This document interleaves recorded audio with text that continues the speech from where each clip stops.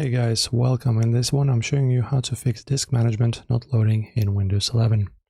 So if you go here and right click on Start, choose Disk Management, and this little white window doesn't load for you, let us go through the steps and let's try fixing it. Firstly guys, quick cable check. Unplug all external storage, for example USB drives, external hard drive, SD cards and that kind of stuff. Because if an external drive has bad sectors, this disk management tool will hang indefinitely. After doing that, once again right click and choose disk management. Now next step, open up services here, and in the search right here, just choose and find a service called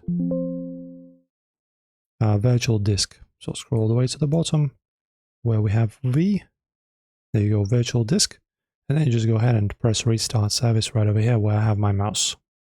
Also right click it, properties, and set the startup to automatic. Then press apply and OK. Okay, now guys, just go ahead and open up two command prompt windows as administrator, and I will give you two system commands to run to scan your system files for corruption. Alright, so these are going to be two of your commands. Press enter here and enter here, and let them both finish. And after they finish doing their things, just restart your system and you should be good to go. Thank you for watching guys, as always, subscribe as well.